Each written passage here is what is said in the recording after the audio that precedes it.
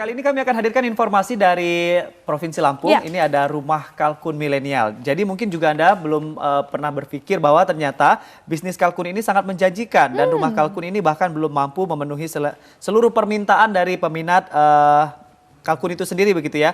Peminat dan juga permintaan dari pelanggan yang diadakan ini bisa kita temui atau kita jumpai di Provinsi Lampung. Ya sudahlah kalau begitu kita akan langsung berangkat ke Provinsi Lampung untuk melihat seperti apa rumah kalkun milenial.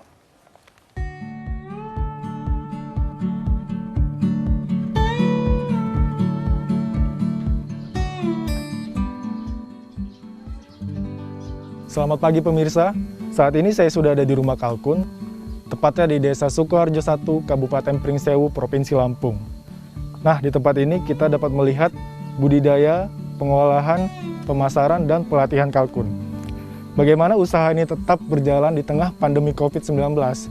Kita akan berbincang langsung dengan Pak Bambang yang merupakan pemilik dari rumah kalkun.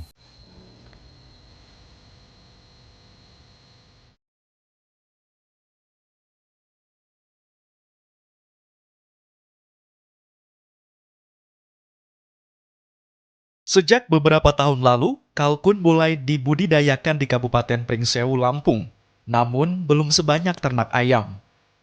Unggas yang satu ini biasanya dikembangbiakan untuk diambil dagingnya dan dikonsumsi setelah melalui pengolahan berbagai cara. Adalah rumah kalkun yang didirikan Bambang Cahyo Murad, menjadi tempat warga Desa Sukoharjo belajar beternak kalkun. Bahkan, Bambang menggandeng generasi muda milenial untuk mengelola usaha budidaya kalkun hingga pemasarannya. Ternyata bisnis kalkun sangat menjanjikan. Rumah kalkun bahkan belum mampu memenuhi seluruh permintaan pelanggannya di dalam Lampung hingga luar Lampung.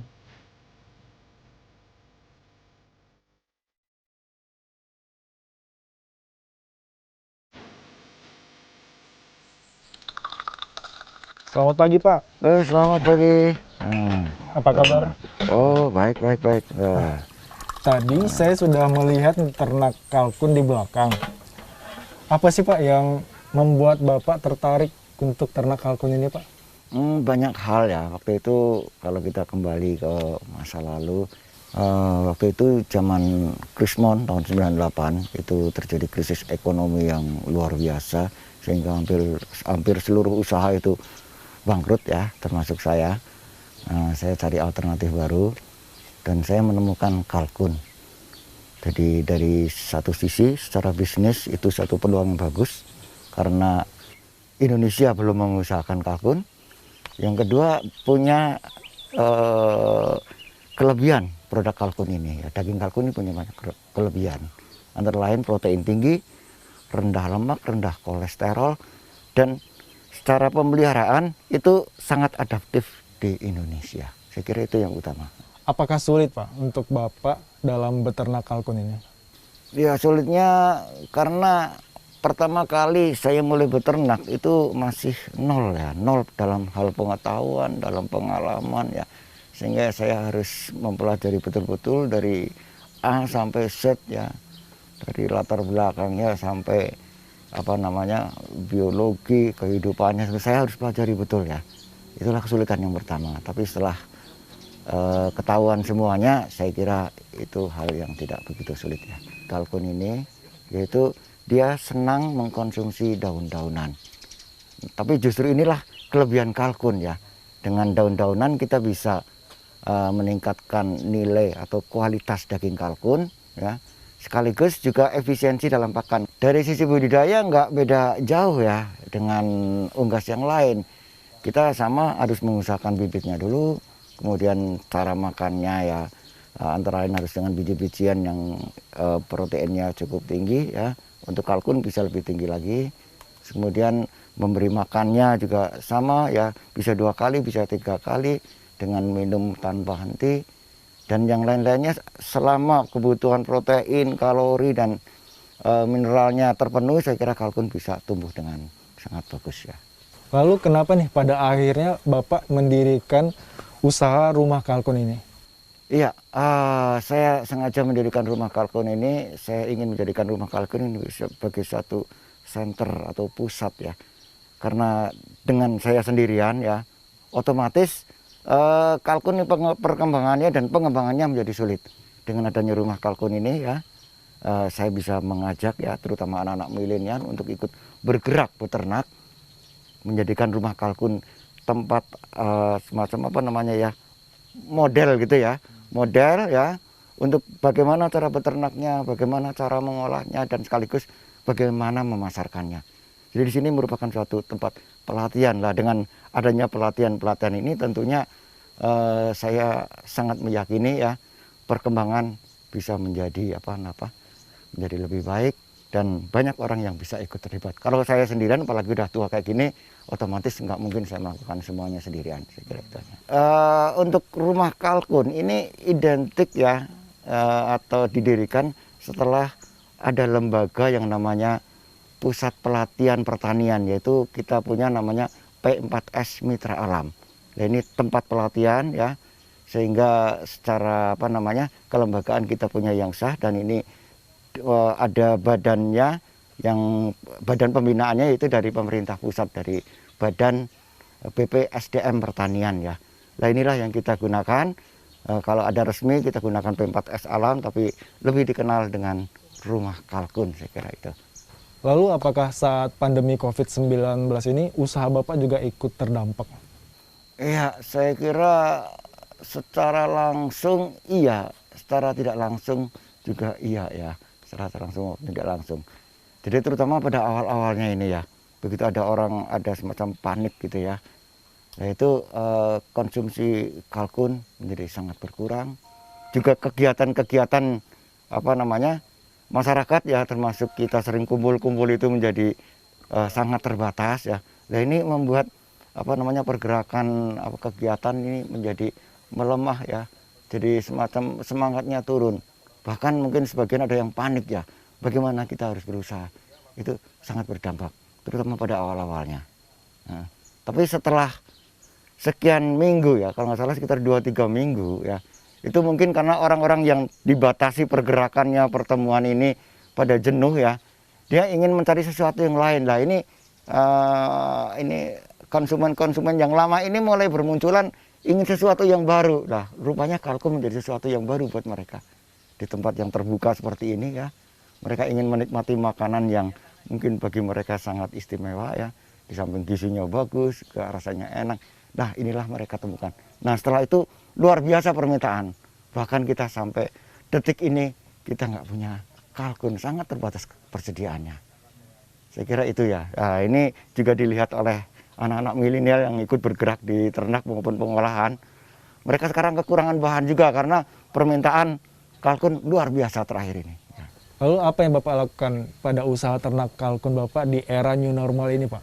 Iya, tentunya ya, karena new normal ya, era baru ini intinya adalah sebetulnya kita harus menjaga diri ya, supaya tidak tertular penularannya tidak terlalu cepat atau minimal ya, bisa dibatasi ya.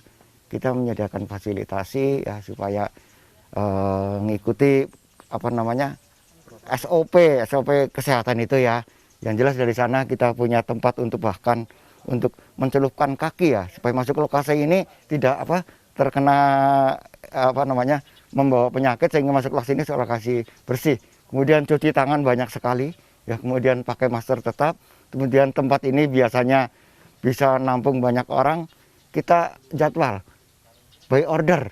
Kalau orang kira-kira sudah ada 15 orang, ada 20 orang, kita ada order lainnya, kita stop dulu, gantian ya. Pernah terjadi 1 orang 15 orang minta dan waktu yang bersamaan, kita tunda jamnya, dan ternyata masyarakat kita juga bisa mengerti bahwa memang begitulah kita menjaga kesehatan bersama. Kira itu termasuk kalau masuk kandang ini kita selalu desinfektan ya, di kandang itu wajib ya, disemprot dengan desinfektan. Ada beberapa kendala yang memang itu saya kira wajar kita hadapi ya, karena kalkun ini waktu itu masih hal yang baru dalam beternak ya. Kendalanya kita bibit nggak punya ya, kita harus mengusahakan bibit dulu. Ini proses yang panjang ya, makan waktu, sehingga kita harus membuat bibit dulu.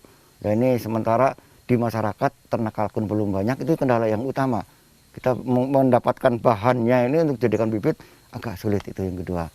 Yang kedua, bahan pakan. Bahan pakan ini karena kita ramu sendiri dengan kandungan gizi tertentu ya. Ini di pasaran nggak ada. Jadi kita harus pelajari benar ya, supaya apa yang kita berikan kepada kalkun itu betul-betul sesuai dengan kebutuhannya. Ya, proteinnya, terus kemudian karbohidratnya, mineralnya, vitaminnya, dan kita olah sendiri sehingga akhirnya kita temukan. Itu kendala yang utama ya. Terus kemudian dari sisi pemasaran mungkin ya. Pemasaran ya karena belum dikenal, otomatis kita harus betul-betul fight ya. Bagaimana memperkenalkan kalkun ini supaya dikenal masyarakat. Nah, dari sisi keunggulan ini kita selalu tonjolkan ya, terutama kolesterol yang sangat rendah. Kita cek di laboratorium itu hanya 15 mg per 100 gram ya. Jadi hanya 0,015%, sangat rendah dibandingkan dengan yang lain. Nah, itu kita terus ya. Kemudian dari sisi yang lain, promosi di hotel, di rumah makan, kita selalu tidak pernah ketinggalan event ya, selalu ikuti. Nah ya, alhamdulillah ya, puji Tuhan sampai hari ini muncul yang permintaan yang luar biasa sampai hari ini. Dengan adanya pelatihan itu ya, ini menjadi semacam, orang Jawa ngomong getok tular gitu ya. Nah, oh ternyata kita menyajikan daging kalkun di sini sebagai cicipan sekaligus untuk menu makan siang ya, atau menu makan ya, untuk lansamnya ya pada saat latihan itu menular. Akhirnya banyak keluarga dari yang ikut pelatihan itu pengen minta makan di sini lah. Akhirnya ini belum rumah makan ya, ini rumah kalkun. Tapi kalau mau makan kalkun di sini kita bisa layani. Kira-kira itu ya. Lalu harapan Bapak sendiri apa untuk usaha Bapak ini? Ya, harapan secara pribadi ya, ini karena saya merintisnya sudah 20 tahun ya, 22 tahun ya, mulai tahun 98. Harapan yang sangat besar ini kalkun jangan punah ya, terus diusahakan ya. Oleh karena itu saya juga sangat berharap pertama kepada milenial ya, supaya semangatnya terus tinggi, kepada masyarakat yang lain kalau mau beternak ya, kalau punya bahan kita siap ajari ya, kita siap latih apapun yang diminta, sampai pemasarannya kita coba berikan ya. Saya nggak ada rahasia-rahasiaan, semuanya saya berikan secara terbuka. Boleh ditanyakan anak-anak. Kemudian kepada Pemda setempat, saya kira ini saya sangat butuh ya backup ya. Bukan kepada saya, tapi kepada anak-anak milenial. Coba ya, bagaimana mungkin kita bisa berdiskusi nanti ya, apa bentuknya. Kalau ngomong bantuan saya kira iya juga, tapi mungkin lebih ke fasilitasi ya. Fasilitasi bagaimana mereka bisa beternak secara baik, bisa mengolah sampai memasarkannya secara baik. Saya kira ini satu potensi, terutama untuk Kabupaten Pringsewu yang di daerah lain ini belum banyak bermunculan. Ternaknya udah, tapi saya lihat ya, kualitasnya belum sebaik yang ada di rumah kalkun. Saya kira itu harapan ya. Terima kasih Pak atas perbincangan kita kali ini, semoga menginspirasi dan juga sukses ya. Iya, terima kasih juga ya. Mudah-mudahan yang kita bicarakan bermanfaat ya. Sebelumnya kita punya produk teh kelor dicicipi dulu. Wah, terima kasih Pak ya. Asli buatan Mitra Alam Pringsewu ya. Nah, pemirsa, demikianlah perbincangan saya dengan Pak Bambang yang merupakan pemilik dari rumah kalkun. Semoga dapat menginspirasi generasi muda dan masyarakat yang ingin beternak kalkun. Semangat pagi Indonesia, kembali ke Jakarta. Ya, pemirsa, itu dia tadi rumah kalkun dari Lampung.